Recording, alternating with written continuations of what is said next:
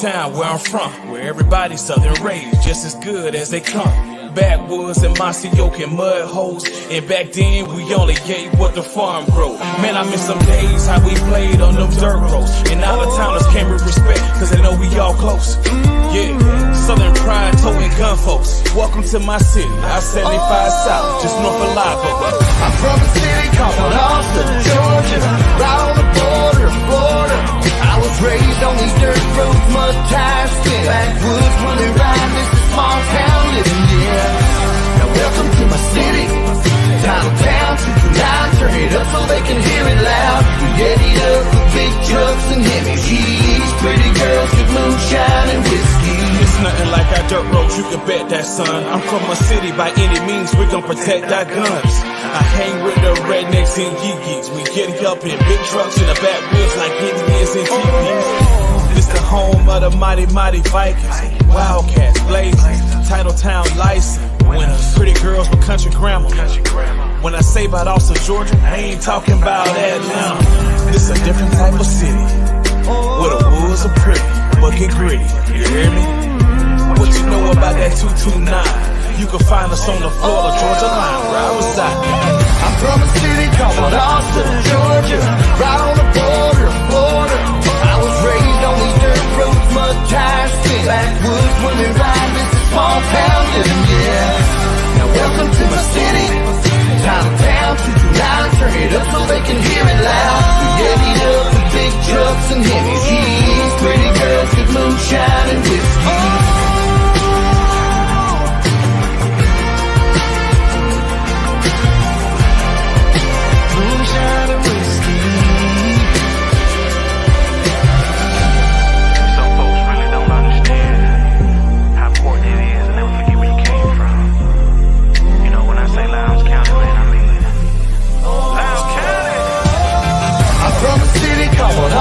Georgia, right on the border of Florida. I was raised on these dirt roads, mud tires, spin backwoods, running around this small town living, yeah. Now welcome to my city, downtown, 229, turn it up so they can hear it loud. We get it up with big trucks and heavy G's, pretty girls with moonshine and whiskey.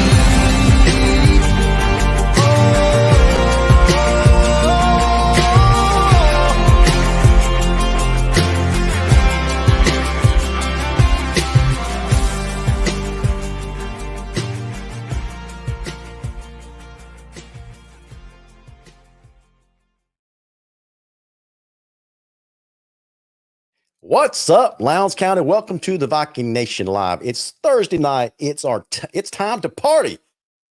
What did Garth Brooks say?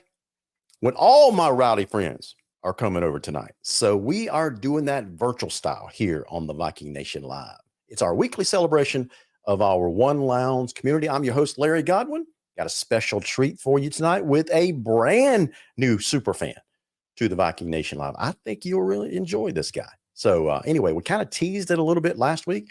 He's making his debut tonight on the Viking Nation Live, and so I'll let him introduce himself in a couple of minutes. So before we get cranked up fully, let's thank our sponsors that make all this possible.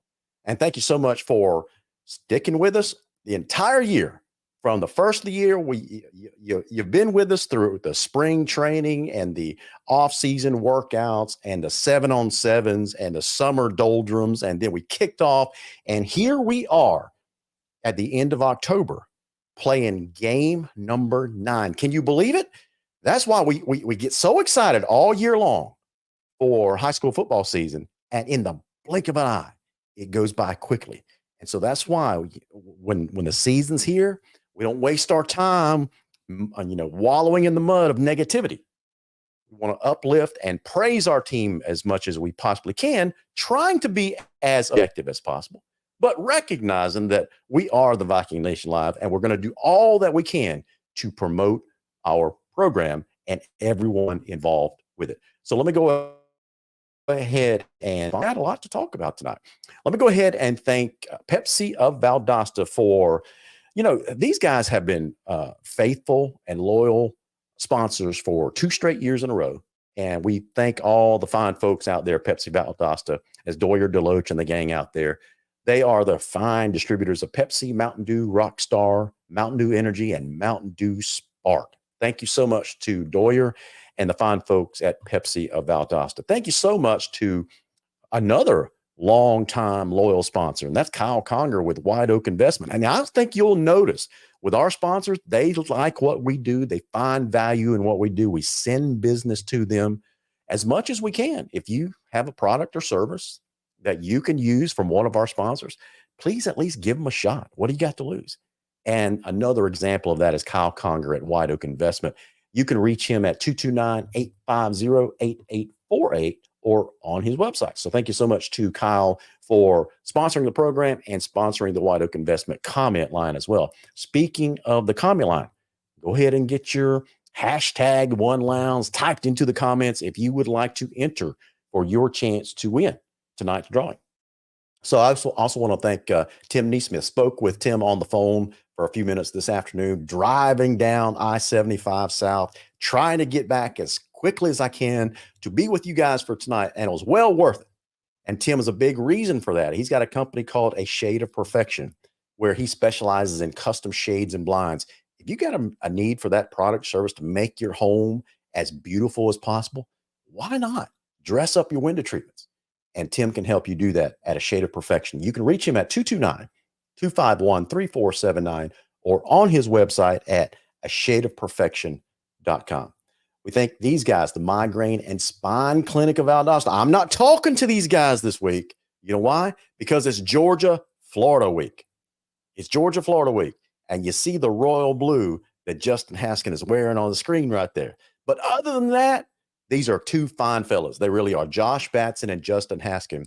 They've got a clinic called the Migraine and Spine Clinic of Valdosta, where they are your certified headache medicine specialists. You can reach these guys at 229-333-9838. Go ahead and call them, schedule your appointment, because they do offer a variety of migraine and back pain treatments. Thank you so much to Josh and Justin at the Migraine and Spine Clinic of Valdosta.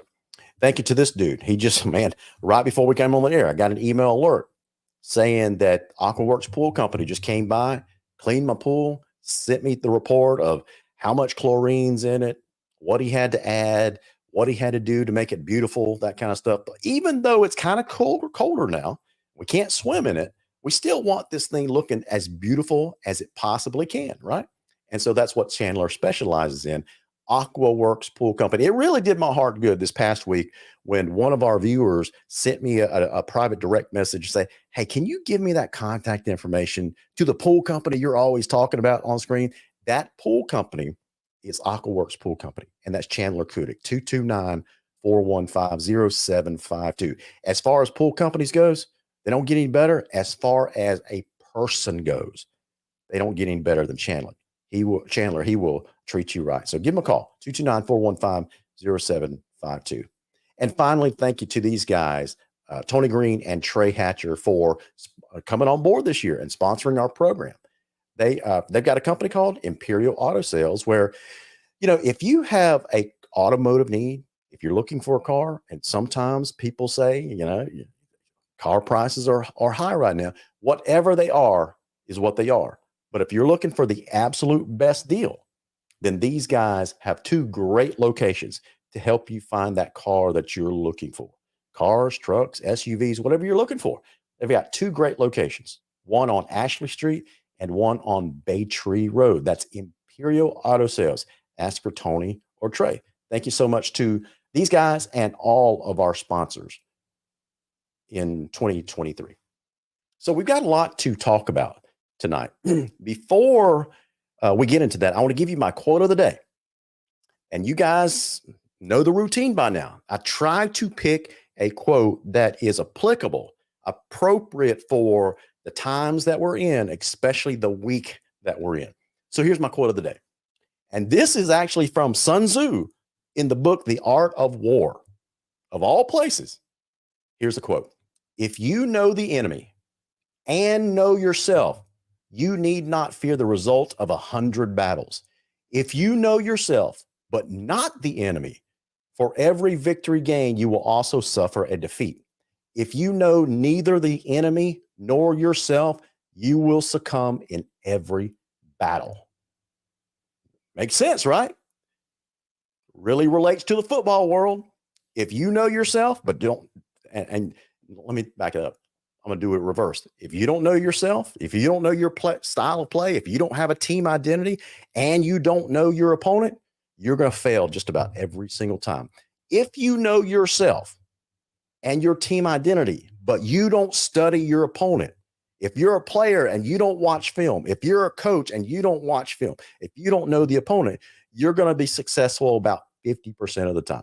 But if you know yourself and your enemy, you don't have to fear the result of 100 battles because you are completely prepared. I thought the quote was perfect for the times that we are in, and especially when it comes to high school football. How in the world can you correlate a quote from The Art of War to high school football? There you go. That's why you tuned into this program. You just did it.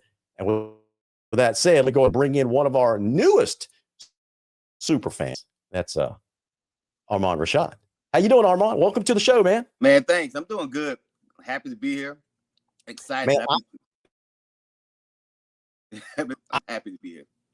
Yeah, I am thrilled that you listen. If you guys haven't tuned in for very long to the show, if you're a new viewer, sometimes you'll hear Armand give a call into the program, give us his opinion. And Armand, every single time you call, the audience absolutely loves it because you're, one, a very knowledgeable football guy. Two, you were a Lowndes Viking and you wore that crimson and white.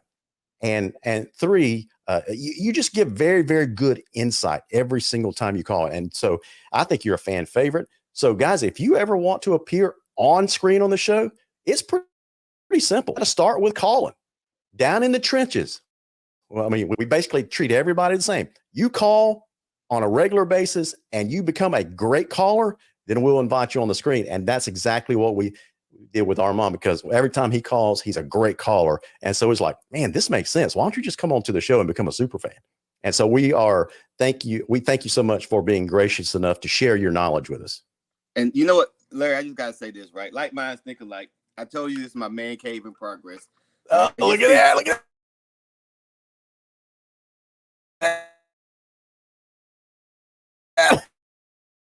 And then, not to mention, we're having some hot spot problems tonight. You know, you can't. It's hard to take a lot of greatness at one time. So I got my dogs. Go dogs! I got everything ready for the man cave as we get ready to go. So absolutely, man, absolutely. Hey, let's talk about some football. What do you think? Hey, let's go for it, man. All right. So listen, if you are wondering where our other regular super fan that's usually on the screen by now in Chase Garnto. So Armand and I, we're on the screen in the backstage. We're preparing for the show. We're waiting for Chase to join us on the screen. And he sends us a text, right? And so, you know, sometimes we're a little bit tardy because, you know, we're kind of rushing home from work, or we got a family emergency or something to look into. But Armand, you know why that he's not on screen, right? Here's the text that he sent us. He says, "I'm going to be a little late because I'm trying to make cornbread." But you know, it takes a little. It depends on the type of cornbread. I wonder if he's making Jiffy, or is it that homemade, you know, from scratch in the skillet that you put in the oven. I just got to know what kind of cornbread he's making, because if it's Jiffy, he ain't got no reason to be late. Absolutely, man. So we got to ask you about, is he using Jiffy or is he going? So we'll cut him slack if he's trying to do it from scratch. But if it's that Jiffy cornbread, they ain't no excuse. No excuse at all. No, because Jiffy is just what I think. Add a little milk, crack an egg in, and then throw it in the oven, and it should come out right. Absolutely, absolutely. Hey, before we get into the football talk tonight, we want to wish Lowndes softball the best of luck tonight. They took it on the chin last night. You know, they're playing at the Elite 8 state tournament over in Columbus, Georgia. They took it on the chin last night, playing Buford, lost 4-0, and they are playing game 2 tonight. That is an elimination game for the Lowndes Vikettes. And so best of luck to Stuart Thomas and the Lady Vikettes in the state softball tournament. So they should be starting really any time now. So we'll try to monitor how they're doing as their game goes on tonight. And that's the best of 3, right? It's always best of 3. I think it's a double elimination tournament. So they lost to Buford, and then they get put in really what's known as the losers bracket, right? So now they're playing. I can't remember if they're playing North Forsyth or another team that put in that bracket as well. So it's a double elimination tournament. So if they lose tonight, that's it. All right, I'm gonna speak it. They're gonna win. There you go. Speak it and claim it. I love it. I love it. Okay, so let's talk about a couple of other things that's happening around the state. So one of the things that is coming very, very quickly is the reclassification. We've been talking about it for several weeks now, and it's finally here, Armand, and that is the GHSA. They're doing the reclassification. Everybody knows they're eliminating Class 7A by now. But the only thing that we've been waiting for are the final student population numbers, known as the FTE numbers. Those are due, I'm being told, either the end of this week or early next week.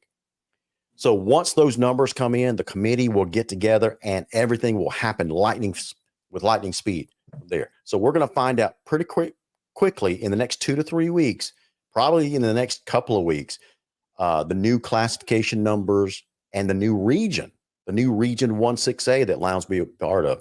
Now, I'm hearing through the grapevine that we may not pick up as many teams as we originally thought in the new 16A.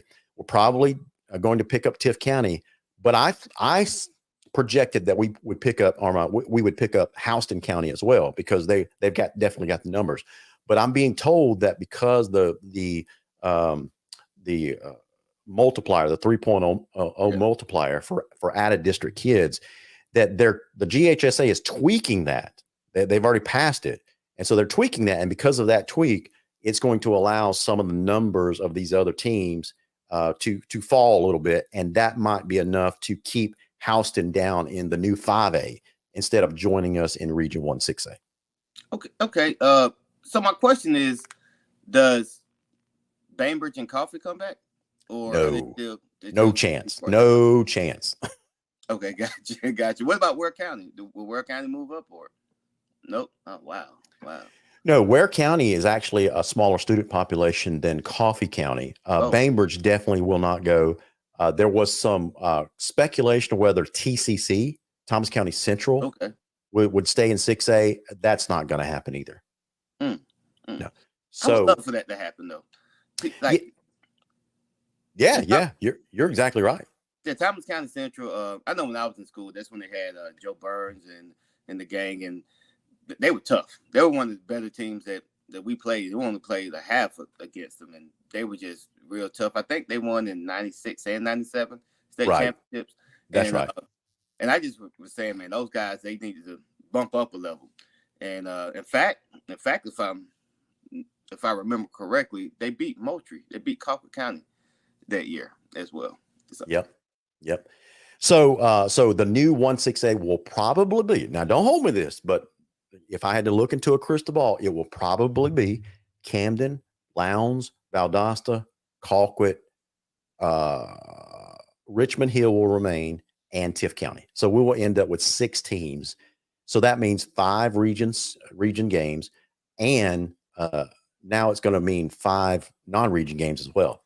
Now, Armand, it's going to be the interest. I'm interested in you answering a question for me when it comes to scheduling as a super fan. And guys, for you viewing, and if you want to chime in on this next question, please do that. So here's the question. So Adam Carter now, he's had 1 full year with us, or about to have 1 full year with us, but he basically inherited the schedule that he got. He got a chance to add a couple of teams with some cancellations early on this year. But essentially, he inherited the schedule. Now, starting next year, the schedule is going to be completely his. So if you are in Adam Carter's shoes and you've got 5 non-region games to schedule, as a super fan, would you rather, how would you design that non-region schedule? Would you rather have like a super stacked schedule up front where you're playing like elite teams 5 straight weeks or cupcakes 5 straight weeks? How would you do it? I wouldn't.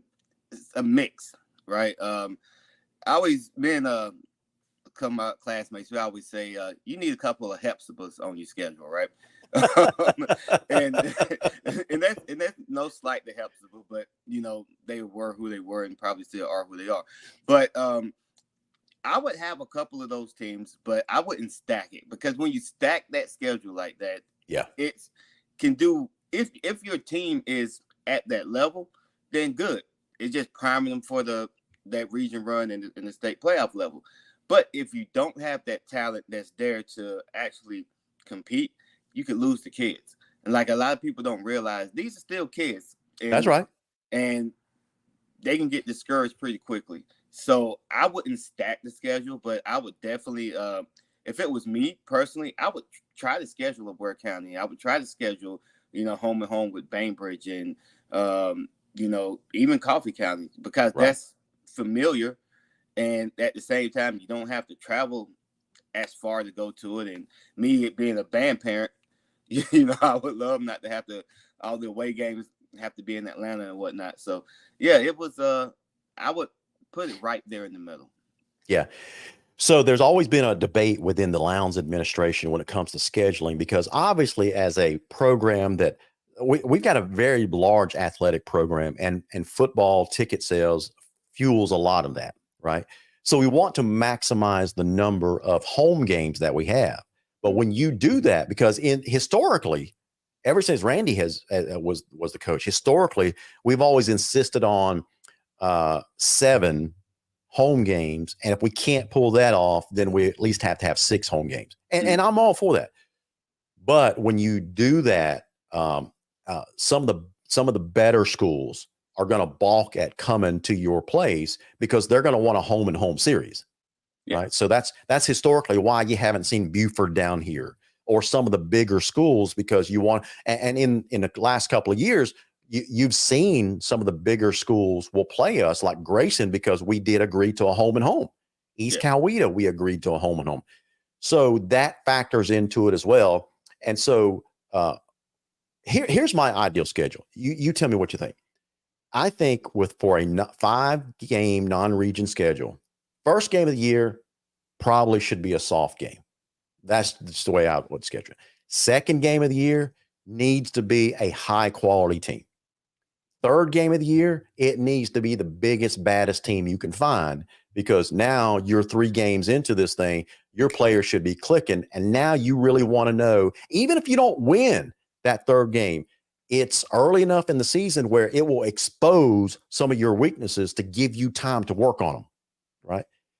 The fourth non-region game, now you start to bring it back down. Still, a fourth game is a high quality of program, not the biggest and baddest, but a high quality school. And that fifth non-region game is another good team, not a world beater, but a good team that basically gives you a tune-up for what happens the following week. And that's the start of the region schedule. What do you think about that kind of approach? I think that's I'm with you on that one. I remember my senior year, I think we played Thomasville first, and then we turned back around and played. I know Hepzibah was somewhere in there. I'm gonna keep throwing the Hepzibah out there, but I do know we played Camden County as well. And I remember Coach Miller saying that we try to schedule as many. It was one quad A at the time, but because if there were any tiebreakers going into playoff seeding, that you wanted to have those same classification games as well. So I'm with you on that one. First game, doesn't necessarily have to be a cupcake, but I don't think you want to schedule IMG for your first game. That's right. The season, unless you're Bishop Sycamore, then you. That's right. Then you're just looking for it, but I'm with you. I totally agree with you, Larry. That's really why I would love, that kickoff class that we've played in the last couple of years. I don't like those things the very first game of the season because, one, it's super hot. If you play 2 games, it's going to be super hot. 2, you're just coming out of your camp. You don't really know what you've got. The kids aren't ready. This is the first live fire, that kind of stuff. So I don't like those kickoff classics the first game of the year. I would prefer it the second game. I did, that probably disagrees with the power brokers and the game schedulers, but that's the way I would do it. Yeah, I could definitely see that, but honestly, I probably wouldn't even participate in them. Yeah, there you go. Okay. I'm focusing on my team, Right. And I get it, the ticket sales and everything, the money that brings in. But if I'm focusing on my team, I want a schedule that probably, like you said, progressively gets tougher, and then eases up right before region, and that's what I would do. Because at the same time, football is a war of attrition. So when you have those powerhouse opponents early on, who knows how many kids you can lose. That's a good point. Very good point. So, but I gotta tell you guys something. I'm not going to tell you the exact dollar amount, but in the last couple of years, this kickoff classic, it treated Lowndes and Colquitt very well. I'm just going to leave it at that. Very well monetarily. Okay. It's all about the Benjamins, man. Exactly. You said it first. I was thinking it, but you said it. So. There you go. That's one of the things that gets me in trouble is my mouth, and I will often say what people are thinking, and that oftentimes will get me into trouble, even with people that love me. So anyway, listen, I've gotten into trouble with our own audience before because of me saying things out loud that everybody is thinking, but that's okay. That's another topic for another day. All right. So one last topic before we get into Lowndes and Colquitt. We'll recap that game, but one last topic is this: NIL. So NIL has already reared its head across the state.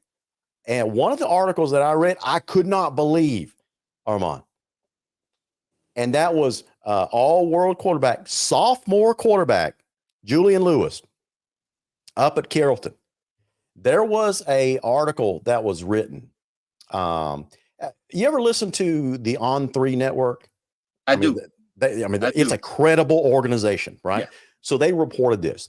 This is from the on3.com website. It says the elite 2026 quarterback and USC commit patiently waited for the Georgia High School Association to make its move. And they're talking about Julian Lewis. They said it was only a matter of time until Julian Lewis stepped into the NIL world. The four-star quarterback signed with Leaf Trading Cards in an agreement procured by Everett Sports Marketing. The agency does not formally represent Lewis, but assisted with his first notable endorsement deal. Here's the quote. This is a significant, remember, this is a sophomore quarterback in high school. This is a quote, this is a significant six-figure deal at first-round NFL quarterback values on the per signature basis. We here at Leaf could not be more excited about signing Julian Juju Lewis to a deal, Leaf Trading Cards president Josh Pankow said. The potential for Julian is off the charts as he continues to amaze this year. We look forward to working with Julian and producing many highly collectible cards for his fans to collect. Let me get your thoughts on that. I don't like it. And let me just say this. I'm all for capitalism, right? I if you can make money off your name, image, and likeness, I get it. Yeah. But I don't know, like some of these deals, I've heard about some bad NIL deals, right? And what are we basing this on? Like you say, he's a sophomore, right? Yeah. What happens to the kid if he gets hurt and he can't fulfill the contract? What happens if, for some odd reason, let's say he doesn't qualify and he has to go to JUCO, right? There's so many, like, who's protecting the kids? And that's the thing about NIL is that, like, you have these predatory companies that will throw out a lot of money to get a kid to sign. Even in college, this is happening in college too, and where they're giving that money, but that money goes against future earnings. If they make it to the league. So I really don't like it. I could see if they said, okay, come on down here to John Brown's auto shop, shoot a commercial, we'll give you $100 or something. That's right. I can get that, but that's a legitimate business that's just making a one-time transaction. When they get signed to these long-term deals like this Leaf trading card, I don't know. I just don't know. I'm right there with you. I'm all for allowing the kids at the high school level to do this, but it just seems like there's not enough structure in place yet, because now we're talking about a lot of money, potentially anyway, a lot of money that needs to be dealt with correctly. And what I mean by that is, the IRS is coming. Oh, yeah. Right. And if this thing is handled incorrectly, now you potentially have a high school kid and his parents in some really, really big trouble. And it's, and I don't want to sound like I'm a hater here, because I didn't get offered an NIL deal when I was in school. That's not it. It's just like you said. It's I'm pretty sure his parents, at least I'm hoping his parents, they have a good team around them, because yeah, I'm sure they do. I'm sure he does. But with him aside, what about the other kids who don't? Yeah. And that's who I'm thinking about. I'm thinking about those kids who don't have that team around them to insulate them from the predators and from signing bad deals. So it's a catch-22. I'm right. for it, good, because I wish I could remember people paying for my gas when I was in high school. Hey man, good game. They paid for my gas. That's the kind of NIL that I got when I was in school. But I just don't know, man. I just don't know. It's man, I wish I had more to say about it, but I just don't know. And I see Chase. What kind of cornbread was it, man? Chase, we want to see this cornbread. No, bro, that's my first time ever. The kids are going to have to taste it and tell me whether or not it's any good, because I got no idea. Well, welcome to the show. We're glad you could join us tonight. What's up, fellas? How are we? We're doing good, man. We're wrapping up our talk around the state when it comes to football stuff, but now we're going to transition pretty quickly into Lowndes football. Last thing is, the other athlete in this area that has signed a deal is Chris Martin out of Tift County, quarterback, announced on Facebook that he has signed with a company called Pro Athlete. I don't know anything about that deal, doesn't give any type of details, but apparently it's it includes some type of trading card and potentially, I guess, an apparel line as well. So best of luck to all these kids that are fortunate enough to get these deals. Yeah, I think the Waffle House ought to sign Jalen Carter to an NIL deal. That would be something, wouldn't it? Yeah, let's get Jalen some NIL money. Yeah, man, that kid's open as much as they are. So Chase, man, you like giving people nicknames like Mr. Waffle House, that kind of stuff. I'm afraid to ask what nickname you would assign to me. Would it be something like Dollar General or? No, man, you LG, bro.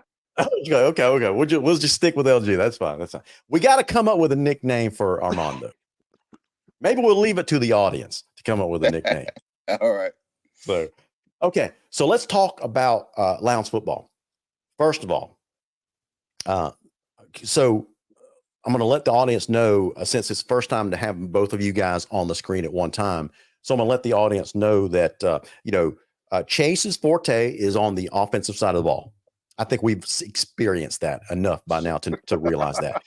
Armand's specialty is the defensive side of the ball. Armand, tell the audience a little bit about your background. You were a Lowndes Viking back through the 94 through 97 seasons. You played for Milt Miller. What positions did you specialize in? So I came in playing corner. My sophomore year, I played primarily wide receiver, a little corner, a little safety. And as I was telling you earlier, man, coming out of going to summer camp, I couldn't catch a cold, butt naked, soaking wet, standing on the North Pole. You had hands of stone, huh? Man, hands of stone was not the word. I was dropping everything, man. I couldn't catch nothing. And then somebody got hurt, and they said, "Hey, we need a body." And the next thing I know, I was outside linebacker ever since. So played the weak side. Pretty much my junior year, I was a nickel back / weak side linebacker on that team that we went all the way to the semifinals, lost to Brookwood. And then my next year, my senior year, we finally beat them jokers over there that used to be on Forest Street. You know, that cold night in November, we dominated, won 14-7. There you go. They didn't have a chance, but, you know, that's how it was. At least that's how I remember it anyway. So, and then from there, man, I just been just enjoying this sport, coaching whenever I get a chance, whether it was Little League when I was in Germany, when I was stationed at Fort Lee, even here in the Parks and Recs. So, yeah, I've just loved the sport of football. And like I said, I'm a Viking through and through. I remember Coach Tomberlin bought out the black jerseys with the plyboards on it. I wanted to wear that jersey so bad, but unfortunately, Milt Miller wouldn't let us wear the black. He said our colors are crimson and white or silver, and that's what we was wearing. And so they wouldn't no way he was having anything to do with a black jersey. No way. No way. He would. No. All right.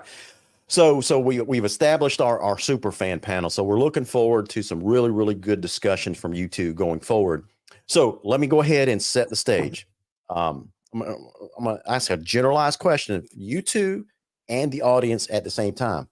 This game against Colquitt County that we just played, did you guys see us keeping that thing that close for that long? I'll let Ahmad take it first. No, I didn't expect that. And in fact, unfortunately, I was watching it through live streams. You know, people had a blood pressure issue, so I couldn't make it. Because Lord knows, I probably would have stroked out knowing it was that close out there. But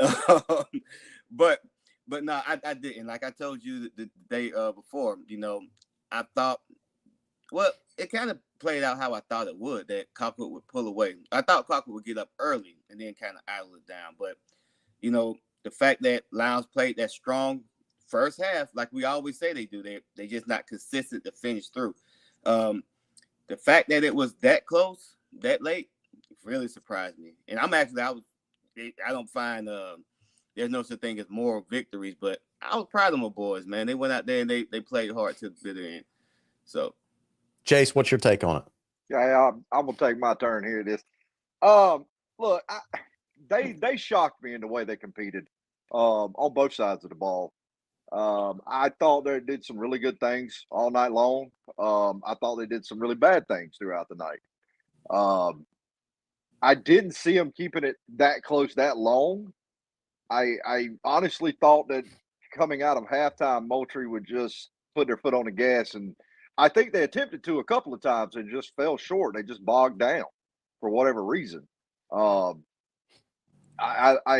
really liked the offensive play calling in the first half. I thought we did some really, really good things offensively in the first half.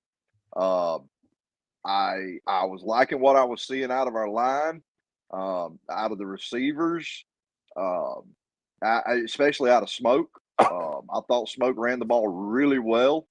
I thought he found the holes. He hit them extremely fast. I don't know. Something went awry in the first part of the third quarter. Just don't really know what was the cause of it. You know, never really saw no justification for it. I don't know.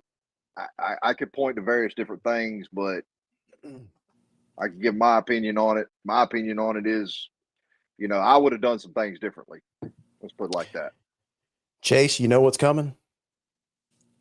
LG, if you put on that hat, man, one of our super hecklers, John Carroll, has already pointed out. He's already got a nickname for me other than LG, and that is the Asian Cowboy. So here's my second screen personality. The Asian Cowboy was not surprised at all. I've been telling you guys since the off season. Now, I was a little bit wrong in some of my score predictions, that kind of stuff, but I told you guys that we had the potential to have a very, very strong year. I actually predicted that we would beat both Valdosta and Colquitt, even though people would tell me, Larry, you crazy. LG, you just crazy. But I knew we had the potential to do it. I was just disappointed as the year progressed. We just didn't seem to live up to that potential. Now, in the first half of the Valdosta game, the first half of the Colquitt game, probably going through the third quarter, we did live up to that potential. What happened in the fourth quarter? I don't know. Coleman Lewis said we just simply ran out of gas against Valdosta. I've heard that in a couple of times already. Now, that tells me something. That gives me enough. We've got 3 games as an indicator now where against some pretty high quality opponents in East Coweta, in Valdosta, and against Colquitt County, where we've built a lead or we're in this thing very competitive, and we just seem to run out of gas in the fourth quarter. So is that a trend? Is that an identity of this team? Is it a tendency? Is it a lack of conditioning? I don't know. I had one fan, guys, call me this week and pose this question to me. It's like, Larry, we've had 3 big games now, and we've kind of lost our conditioning in the fourth quarter. Teams are pulling away from us this year. Is it because of the indoor practice facility? I thought they were crazy. But that was a question that I was posed. I don't really know what the answer is. I just know that we're not finishing the game strong. You guys agree with that assessment or no? Yeah, absolutely, 100%. Adam Carter himself said on the coaches show that they got to find a way to finish in the fourth quarter. Now, in the Colquitt game, you got to understand that's a senior laden group.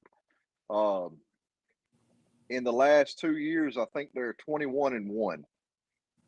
So that senior laden group's only lost 1 game over the last 22. So, I mean, there's something to be said for that. Coach Calhoun's really great, phenomenal football coach. However, I will say, going into that game, I was pretty much Colquitt was the second best team in the state. Yeah. I don't think Colquitt's what I thought they were after that game. I felt the same way, and I will get into that for a second, but I want to ask Armand something. Armand, being the defensive guy, we've had some defensive issues this year, and I don't know if it's a holdover effect from last year. We had some of these same issues last year. The offense seems to be coming along. They're arriving a little bit later than I expected, but they seem to be coming along now, and they're hitting their stride, it appears. But the defense is still struggling from opening whistle to end of the game horn, right? In your assessment, what do we have to do? Is it a scheme thing? Is it kids being out of position? They're not being taught. They're not listening. They're not reacting well. They're still trying to learn. What is it that you see? Combination of all of it. First off, you got to simplify it. Okay. Secondly, I'm sorry. Like I said last week, in 3-3-5 scheme, we don't have the manpower up front on the defensive line. We don't have the dogs we need. Just because there's absolutely no pressure being put on the quarterback from just that 3-man front. If we blitz and we send somebody a couple more extra bodies, yes, but then we get put in man situations and with no help over the top. I'm sorry. Like, why do we keep putting our kids in these situations? You should always have help over the top. If you don't have a Deion Sanders or a Champ Bailey on the corners, like, you always got to have that help over the top. Greg Reed's not playing anymore. That can lock down one side. You know what I mean? So it's just, it's the scheme. It's not simple enough. If you make it simple, you dumb it down, or so to speak, these kids will play freer. They'll know what they're doing, and they'll play fast. They'll play disciplined, and they'll go hit people in the mouth for 4 quarters, and you won't get tired because you're able to get these teams out. Too many times it's 3rd and 25, and we give up a 30-yard catch, and now we're back on the field. So that's the thing, not getting off the field on 3rd downs, and then also for the offense to help them out, too many 3 and outs. Too many 3 and outs. And so it's a combination of both. You got to play complementary football, and right now, I think we're just trying to find an identity. That's right. but it is what it is. But yeah. But I hear you. Let me say one other thing. Last year, we just got beat by a better receiver at times. Yeah. They were rarely out of position. And they fought until the very end. If you look at some of the scores last year, we were in almost every single game last year. This year, we got blown out the board a couple of nights. So it's one of those things where I just think we're, like I said, somewhat out of position. I don't know where the disconnect is, but too many times you've seen kids just like this, like, I thought you had them. And so, gotta simplify it. Gotcha. Now, we had a question from one of our viewers, Jared Safford. He says, is number 49 still hurt? Unfortunately, Jerry, yes. That's you're talking about Amarian Whitlock. He did suffer an injury a couple of weeks ago, and Chase, I think he might be out for the year.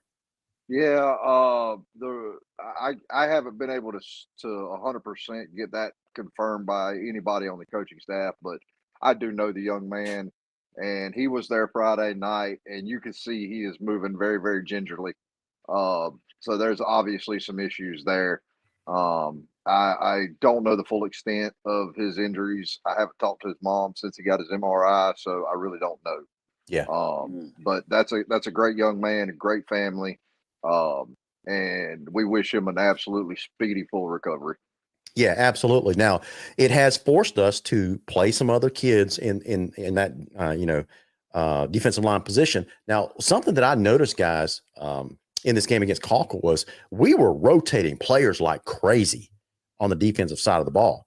So I don't think conditioning should have been an issue going into this game. I think it was something else other than conditioning when it comes to the defense, because I noticed just about every other play, if not every play, we were rotating lots and lots of kids in and out of that game. Well, I could tell you from an offensive standpoint, if I'm attacking, if it's me and I'm putting together a game plan to attack Lowndes' offense, they key on the run really good. Or to attack Lowndes' defense, they key on the run really good. That running back from Colquitt's a little bit different style of running back. He's very patient, but he's very slashy. So that's a little bit different style of running back, but they do tend to stop the runs a lot better than they do the pass play. But because they're keying on the run, the safeties are playing extremely shallow into the box. And I think Armand would probably agree with that. But if I'm coaching an offense that's playing against Lowndes, I'm running on first down, and I'm probably going to go play action on second and third down just to draw your eyes where I want you to look. If my quarterback's decent enough, even if you're playing a single safety over the top, I can move that safety around. I can make him go where I want to go. So, I mean, especially when you got receivers like Colquitt had, which you've got Nikar and the big tight end, and Landon Thomas, and you got all those guys, man, and it's just that dude. I mean, let's be honest. If I knew I had time to take a selfie and read a book before I had to throw the ball, I could do what I wanted to do. Like Armand said, you got to find a way to get pressure on me. Absolutely. And can I say something? Just I agree with Chase. Chase, you hit the nail on the head. If I'm attacking Lowndes, I'm probably not even. I probably wouldn't bring out that play action until maybe my third or fourth possession. Mm-hmm. Only because they key on the run so well. You saw Valdosta, they did it. They did it twice. Those two touchdowns, Valdosta did it twice with the play action, and boom, wide open. But like I said, that's a lack of discipline. Yeah. And not understanding who has who. Exactly. And listen, if you're a Lowndes fan, your heart has been broken so many times over the last probably 10 years when we've had teams in 3rd and 20 and everybody in the stadium knows what's about to happen. They're about to throw it deep and more times than not, it's completed. So I almost wish that the next time we're in a 3rd and 15, 3rd and 20, that they would stick someone like a Aiden Sifa in at safety and say, you got one job. You got one job. Knock that ball down because we know it's coming. But that's just my simple mind. And Armand, correct me if I'm wrong, and LG, you can chime in too, but East Coweta and Colquitt both threw a lot of their touchdown passes on post routes. Mm-hmm. You should never get beat on a post route, man. Not with two safeties over the top. Yeah, but a lot of those times the safety was nowhere to be found. Correct. Exactly, because he's too deep in the box. Exactly. So, and I'll also say like the technique. A lot of times they're not looking back for the ball; they're just waiting for the receiver to react so they can knock the ball out of their hands. They teach a different technique. I don't know. I've noticed that too. Yeah. Yeah, I've always was taught, hey, you be in his hip. When he looks up, you look up. You make a play for the ball. Don't you go get the ball. You turn it to the receiver once the ball is in the air. That's how I was taught to play defensive back by the late great Coach Randy Hill. So yeah, that's what. Listen, some would argue that Randy Hill was the best defensive coordinator that Lowndes had. Now, Byron Slack would have something to say about that, but many would argue that Randy Hill was top notch. Look, Randy Hill. This is what I want to say. I love that man. Randy Hill used to come pick me up early in the morning. Randy Hill he invited us to his house, and he was just a good coach, somebody who I've always held near and dear to my heart. So if you got a chance to play for Randy Hill, y'all know exactly what I mean. He treated everybody well. I ain't gonna say he treated everybody the same. He treated everybody how they. What's the word I'm looking for? If you were a good kid, he treated you good. Yeah. If you did bad, he didn't mistreat you. He just wouldn't go the extra, for you. But he was always fair. That's what I would say about Coach Randy Hill. And a defensive mind. So many times I would get to school early, get to a workout early. He put me in there and we're watching film. And you're right, Coach Randy Hill.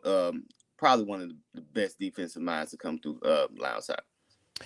Absolutely. So, guys, we here are some quick stats from the game. We talked about some of the defensive struggles, but we're going to highlight some positives as well. Lowndes, Marvis he was 17 of 24 passing for 176 yards, about a 71% completion rate.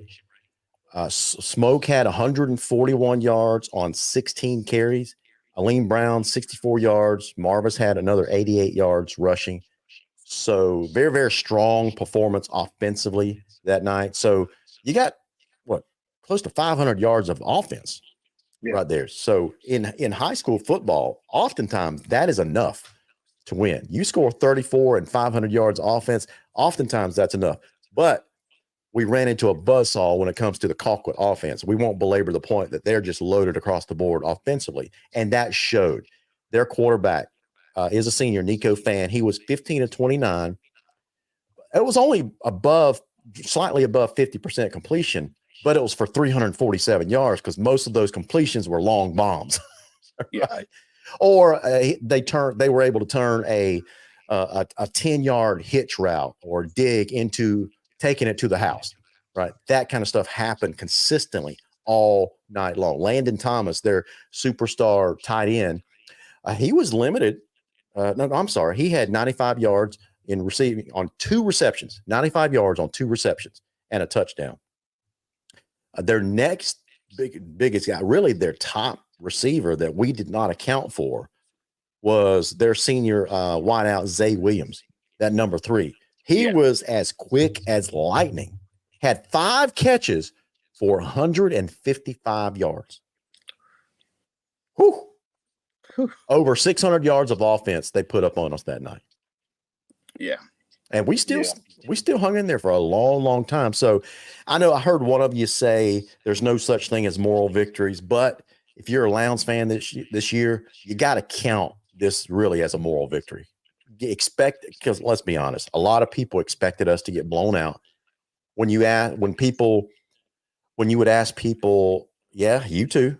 I see you raising your hand. At least you were honest enough to fess up. There's Armand. At least we honest. Yeah, that's right. Well, I said 37-16, 36-16. That was my predict. Listen, I asked someone, what do you think the score was going to be? And their answer flippantly was as much as Colquitt wants to score. That was their response. Yeah, I mean, here's the thing that I got to ask, and I'm not a defensive guy, so I'm gonna refer to Armand for this answer. All right, Johnny Bebo. We haven't seen him a lot. He's been sporadic.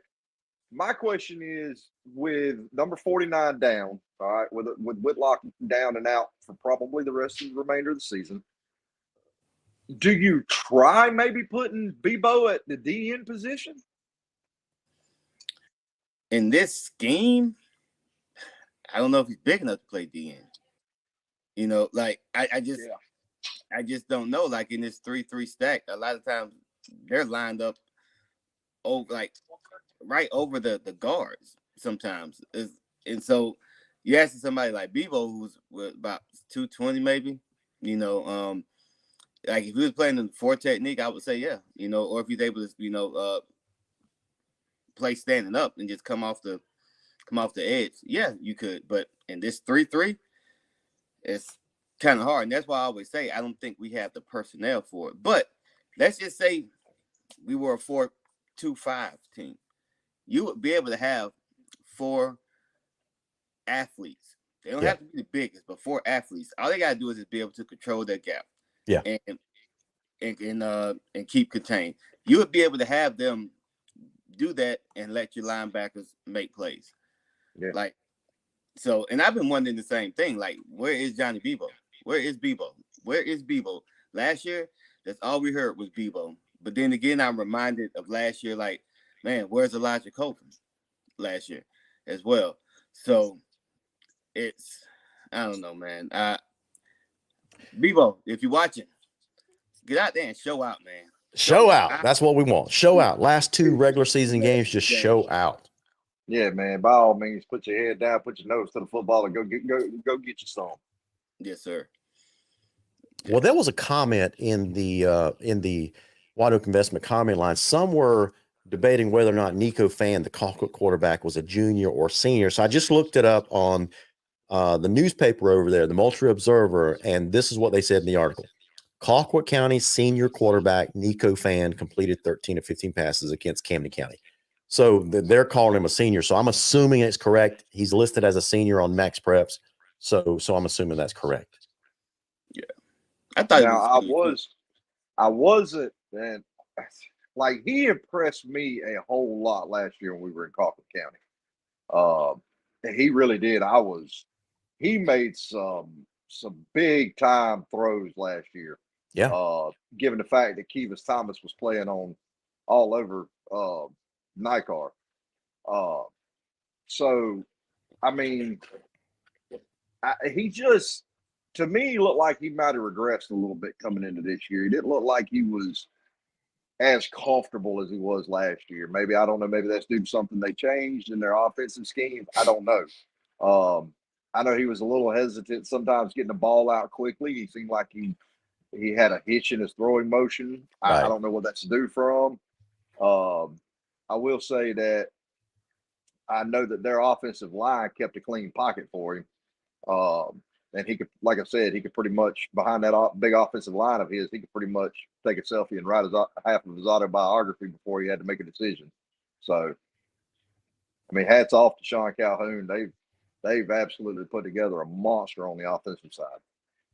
And historically, man, Colquitt County has always had a huge line. Their offensive line has been a staple, and they've just been big. I mean, it has, yeah. I don't know where they get the kids from, but they have very large offensive linemen. That's for sure.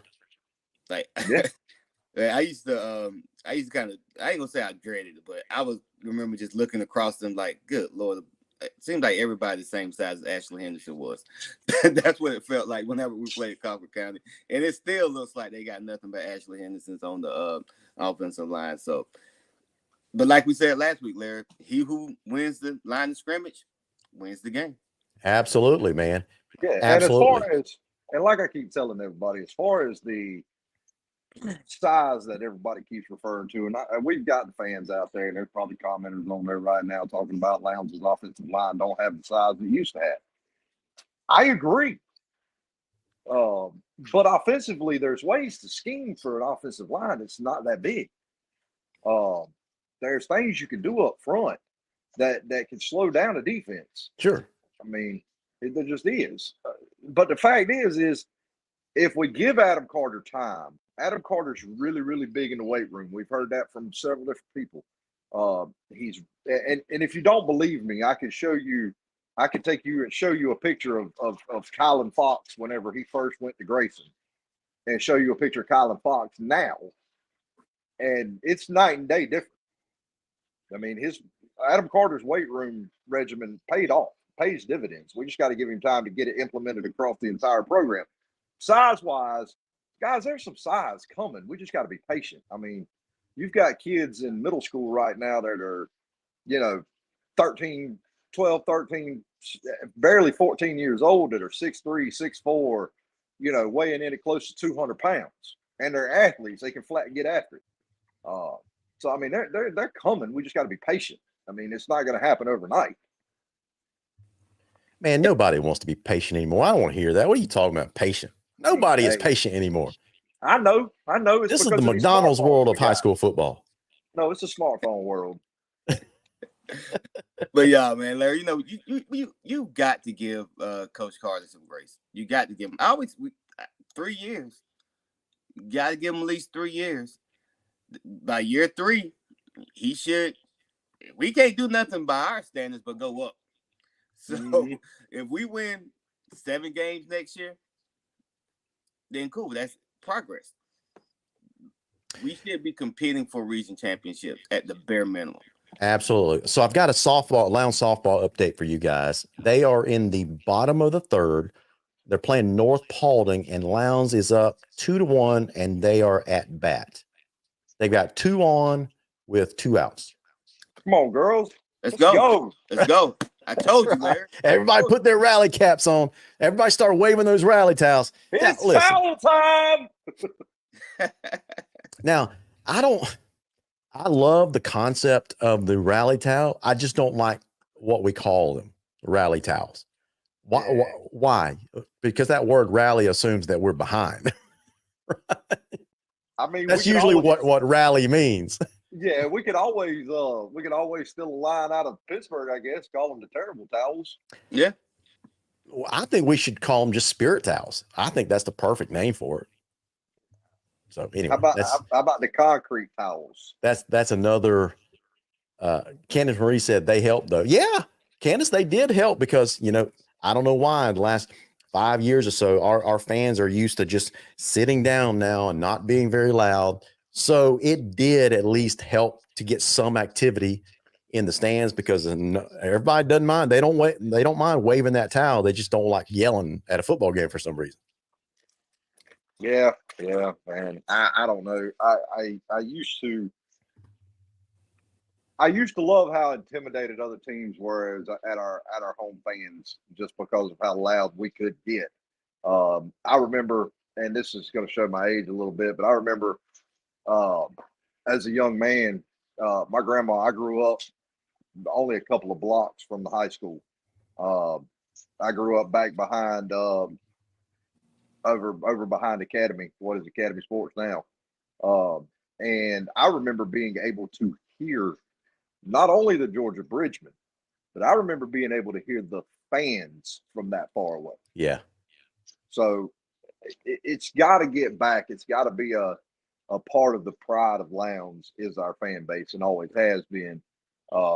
Somehow we got to figure out a way to re-energize the fan base. I heard both of you say we got to be patient, and I'm certainly there with you. I'm in that camp as well. You got to be patient. You got to give Adam Carter at least 3 years, that kind of stuff.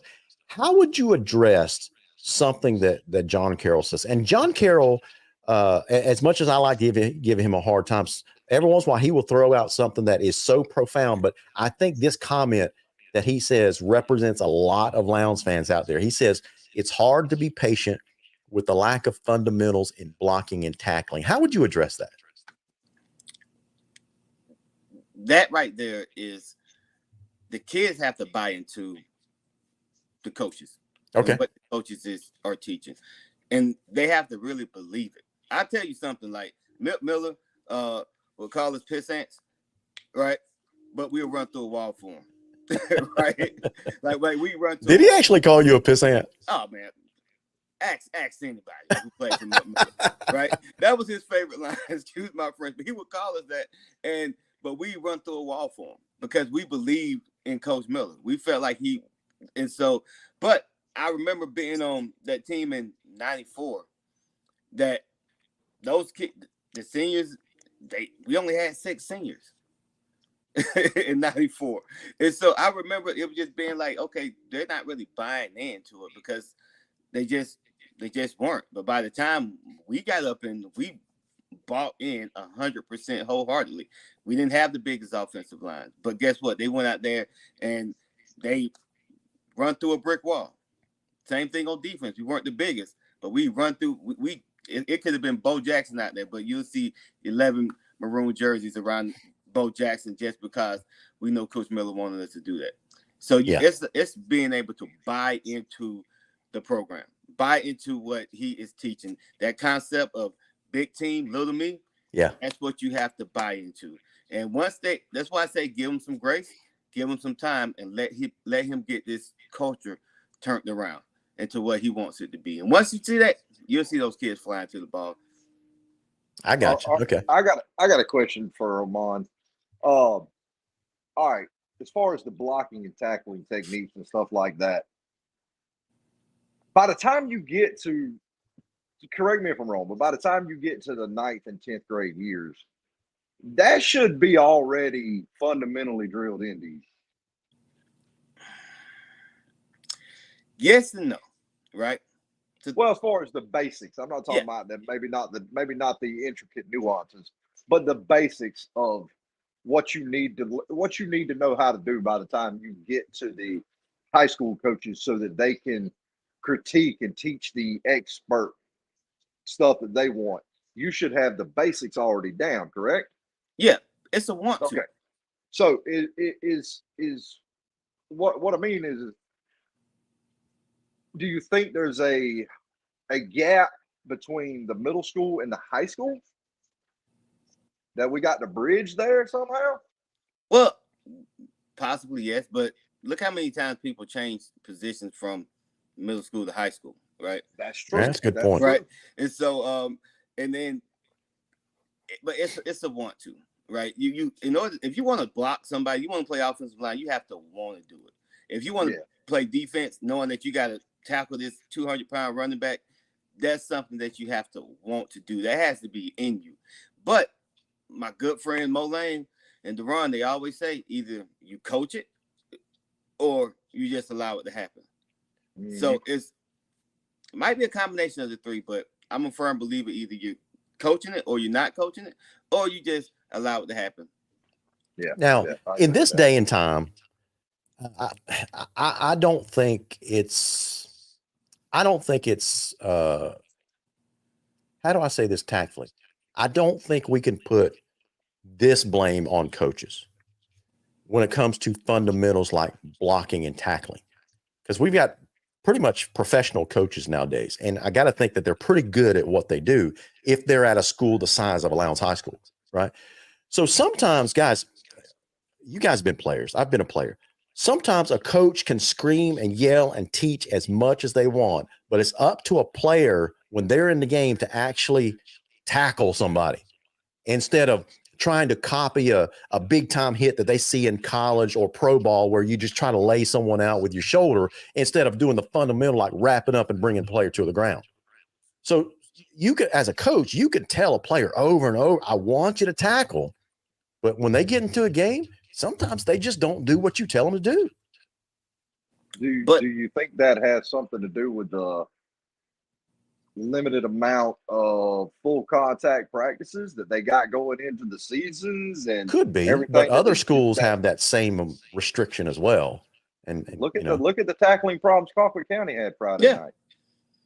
It's an epidemic. Yeah, you might have a point there, because the GHSA over the last several years has begun to restrict the number of full contact days that you can have during the week.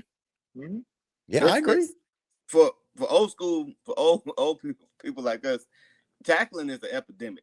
Like the art of tackling is being lost. Very few kids have it. And it's like you said, they don't practice it as much. Like I remember it was times where, as crazy it was, Miller made us at halftime do Oklahoma drills because we were missing time. At halftime? At halftime. Oh my gosh. I'm being honest. He can't do that today. That's right. They can't do that today. I don't even think they do Oklahoma drills that often. They don't call it Oklahoma drills anymore. What do you call it? I don't even know what they call it now, but you can't call it an Oklahoma drill. Okay. Tulsa. Just like you can't run bull in the ring anymore. Wow. Listen, if you're a Berrien County buddy of mine, you're gonna have to like turn down the volume real fast. So if we're talking about non-contact drills, they're probably call them Berrien drills nowadays. Oh Lord. Wow. Hey, wait a minute, Larry. You need to give yourself a timeout in the penalty box because you did that to me last week or the week before. Jennifer Green, just ignore that I said that. Okay. So, but at the same time, Berrien High School, they only have, it's a small population, right? Yeah, Berrien County's got a small population. They're a double-A school. Yeah. And so I can understand not being as physical as often at the larger school because, lose 2 kids, it might be offensive line and defensive line gone. So I can understand that. But at the same time, there are ways to practice. Hold on, how do I say this? There are ways to practice and things that you can do to teach tackling technique and physicality that do not require a body impacting another body. Yeah. Well, I'll have to take you guys your word for it because I can't remember the last time I've been out to a practice. I remember how we practiced back in the day, but things have changed completely. So I have no idea how they practice nowadays as far as day in and day out and drills. So I have to take your word for it. I know last year and the year before, I went to a good amount of practices under Coach DeBosa and actually Coach Graves. I was able to witness. It's not as physical as it was when I played. It was more of a hey, let's get it right. Like this is where you got to be at. Let's run this one. Almost like a glorified walkthrough at times. Yeah. From what I witnessed, got the music blasting, something we didn't have, and it was a little different. Yeah, absolutely. Hey, one other topic we'll touch on because someone brought it up. Someone said LG needs to start a South Georgia High School Associate. I've heard this throughout the years that schools in the South and Middle Georgia need to pull out of the GHSA. I don't think that's possible. What do you guys think about that? I think it's 100% possible. You get enough schools on board, and I think if you get the Lowndes and the Valdostas, the Tift counties, the Colquitt counties, even your Cordell-based schools, and even going north, Warner Robins, Northside Warner Robins, Richmond Hill, Camden County, Statesboro. You get all those guys on board, the rest will follow. You divide everything south of Macon, create your own conference, and there you go. Let me tell you why it won't work. Why? Outside of our region, who are we going to play for in the playoffs for a state championship? At some point, you have to, when you form an association, you're going to have to create classes and regions. We don't have enough schools down here to make it feasible. We just don't. But even then, though, I think it should be, like you said, South of Macon, North of Macon. It should be 2 different governing bodies or something, because I can tell you right now, the GAHSA, they do not have our best interests at heart. Yeah. Like they simply don't. They don't. It's a tragedy. Like you see transfers all the time, right? Kids moving all around the Metro Atlanta area. but let somebody go to Valdosta. Let somebody move from Cook County because their mom just bought a house in Hayhara, and now they go to Lowndes. It's all kind of craziness. All kind of craziness.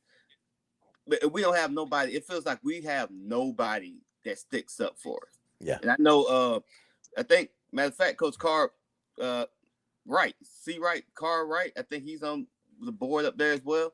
He coached at Lowndes. Yeah. So you would expect him to be saying something, but I don't see anything from him. So yeah. I agree. All right, so last few minutes in the show, let me let's go ahead and focus on this week's opponent, and that's Richmond Hill. So we'll go over the standings for Region 178. Are you guys getting any type of feedback? No. Maybe it's just on my end then. So we've got Class 7A or Region 17A. We got Valdosta at the top, and I'm just going to give the region records here on out. Valdosta's 3-0, Colquitt's at 2-0. They've got a big game tomorrow night. That game is going to decide seeds 1 and 2 in our region. Then you've got Camden County at 1 and 2, Lowndes at 0 and 2, and Richmond Hill at 0 and 2. Camden is off this week, and Lowndes travels over to Richmond Hill.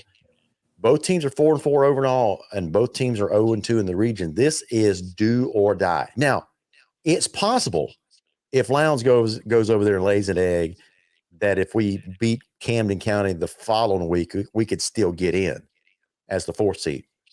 But is this a must-win tomorrow night over in Richmond Hill?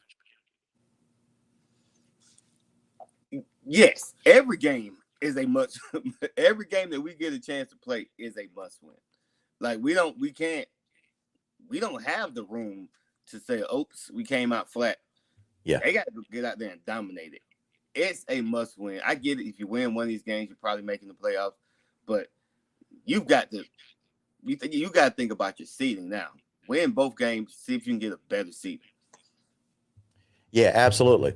Oh, by the way, Armand, we've got a nickname for you already. What's that? Okay, so John Carroll says Armand's nickname should be the Professor. I'll take it, John. I'll take that. I like it. Let's don't ask the community what they're gonna call me, Larry. Okay, just don't do that. I'm calling you Cornbread. Oh no! We ain't doing that. No. Or would you prefer Jiffy? No. Yeah, I honestly think I'm with Armand. I think it's a must-win game. I am a little worried, and I have my reasons why. Okay. One of the things I can point to, and if you remember when Richmond Hill come over here last year, LG, I made the comment to you at about halfway through the 4th quarter, I think. I made the comment last year that if Richmond Hill got some receivers to go with that quarterback, yeah, they were going to be an issue. Because that quarterback was fairly young, and he had a pretty good arm on him. Had some accuracy issues, but he had a pretty good arm on him, quick release, light on his feet. So I don't know. If they've got some receivers to go with them, it could be an issue for us. Well, I don't know. They've been predominantly a running team this year. They do some things in the run game that I heard Adam Carter talk about. You know, he was talking about, you know, fans, when they see a team run the ball, a lot of times they'll just start screaming, "Stop running it up the middle, stop running up the middle." But what they don't realize is all the blocking schemes that take place on any given play. And you could have a back going through the same hole for 5 straight times, but you could have 5 different blocking schemes for not representing 5 different plays, right? You guys have seen that in your day. Mm-hmm. So he says that Richmond Hill has some very unique blocking schemes. And if you are not a disciplined enough team up front, you could find yourself in a mismatch where all of a sudden you find yourself three blockers against 1 defender. So you got to be a very, very disciplined team over the next couple of weeks, really, against a very strong running team in Richmond Hill and Camden County. Yeah. So as much as I think you're right, Chase, about, we got to limit their quarterback play, that kind of stuff. If we shut down their run game tomorrow night, I think Lowndes wins this game easily. That's my honest opinion about it. But if we allow them to get 3-4 yards at a time, same thing goes for Camden County. We're all very familiar with what the wing T can do. So over the next couple of weeks, it's both of these programs that Lowndes will be facing. They're going to stress our defensive front seven mightily in stopping that run game. They're going to, this is not a strong point. Let's be honest. This is not a strong point for the Lowndes defense this year. We've given up a lot of rushing yards. And if that continues tomorrow night, it could be a long night. And those yards usually primarily come between the tackles. That's why it's so alarming. And that's why it's like, oh my man, like, it's coming. Just stop it. Somebody just man up and stop it. And that's just what's so alarming about Richmond Hill as well as Camden. That has me kind of, if I was a coach, I'd be staying up all night and trying to find the biggest guys. Just, I don't need y'all to make plays. I just need y'all to just take up space. That's what I'd be trying to do if I was Coach Carter. And like you said, you have to be disciplined. Like discipline, and that's why the wing team would work so well against teams, because it's the same play. It looks like it's the same play over and over and over again, and then a wrinkle, and it's a 60-yard touchdown. That's right. And same thing, I saw Richmond Hill play a couple of – I watched a little film on them, and like you said, it does look like the same play. It's like 2, 3, 4 yards, 2, 3, 4 yards, then boom. They hit a big run. So Lowndes is just going to have to stay disciplined. And like Chase said earlier, don't get caught looking in the backfield. That's right. Once they do that, it's a play action over the top. And that's been our Achilles heel all year. So, Chase, I got some bad news for you, man. Oh, God. The White Oak Investment Line comments from our viewers, they're kind of liking this cornbread. Oh, God. No. So you either come up with a better name or that name might stick. Look, no. Y'all going to have to figure out something else. I don't know. I'm going to have to get with Snellgrove and figure out what we're going to call me, because I don't know, something other than that. Listen, I may have to call Winn-Dixie or Publix to sponsor a segment talking about the cornbread offensive segment for the night with Chase Garto. Hey, I think we could sell some T-shirts. Cornbread and the Professor. There you go. Yeah. I love it. We got another show coming. We're gonna produce another show, Cornbread and the Professor. I think we could sell some merch. Yeah, we can probably definitely sell some merch on that one now. I like it. Yeah, we can probably run something. Brian Spray says Cornbread Garto. Oh Lord, no, just call me Coach Cornbread. Yeah. All right, Coach C for short. I love it. Hey, I mean, it's offensively. You got Jalen Carter in a weapon that we know. You got Smoke Fleming in a weapon that we know. I want to see them go to Leighton Proctor and Aiden Seafa a little more than what they do. I still have yet to see a DB that can jump with Aiden Seafa. Yeah.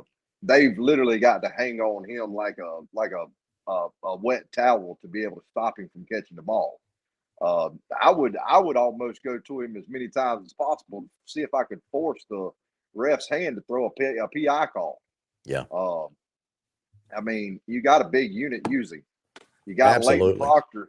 You got Leighton Proctor, who runs a pretty decent post route in the middle of the field. Use him. You got Jalen Carter, who's probably one of the best out route receivers I've seen.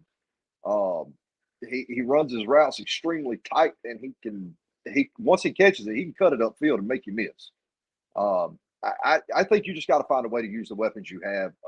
I know offensively I would, especially given a unit like Aiden Seafa. I'm trying to draw up anything to get the ball into his hands. Yeah, absolutely.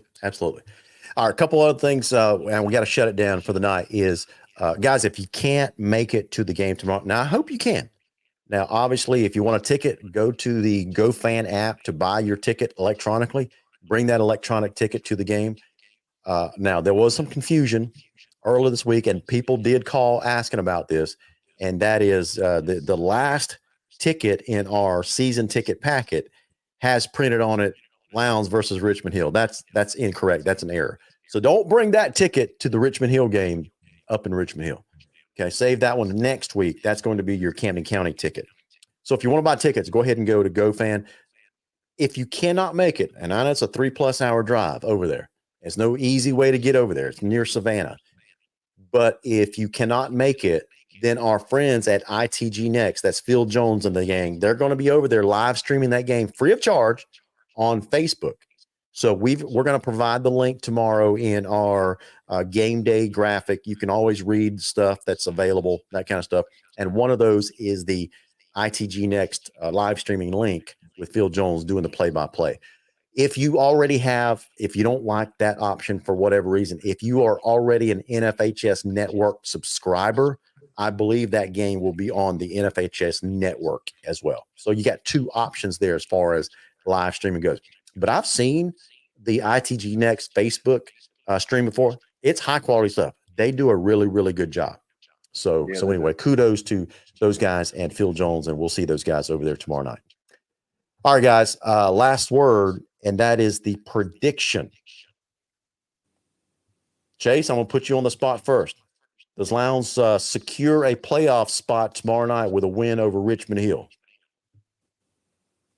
31-28. 31-28 Lowndes, and we secure a playoff spot. That's your word. Yeah.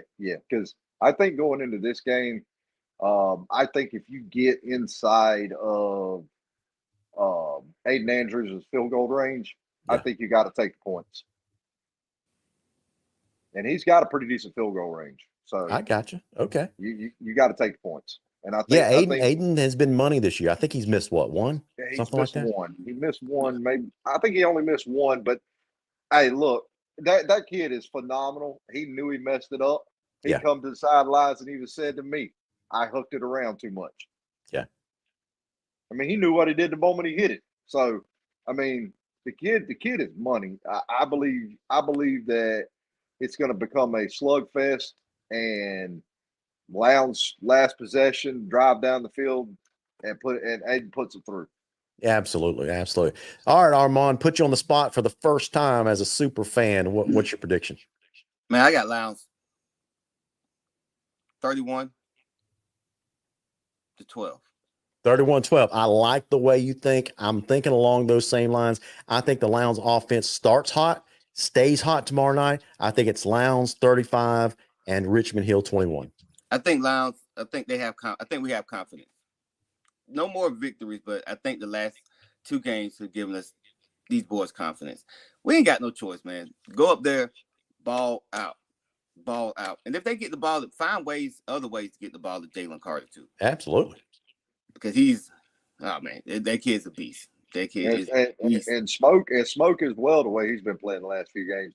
Yeah. Get him out in the flats. Hit him on some wheel routes or some little dump outs in the flats and let him get out in space.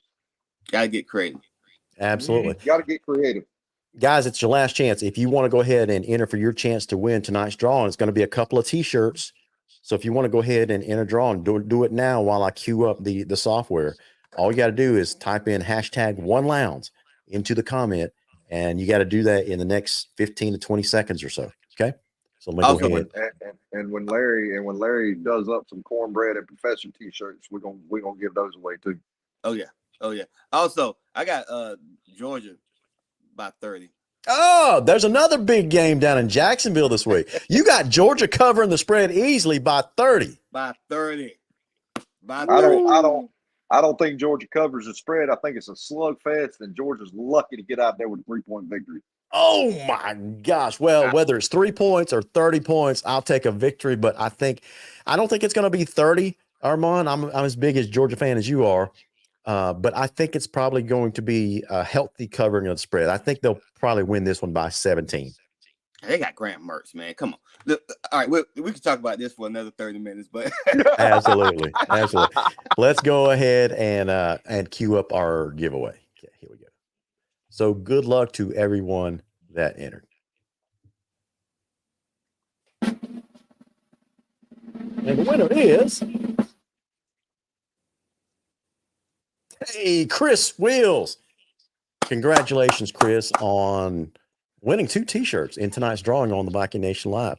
Guys, last thing is, hey, give it to my man. Just give it up for my new man, Armand Rashad, bringing the heat, earned him a new nickname, first time out on the show, and that is the Professor.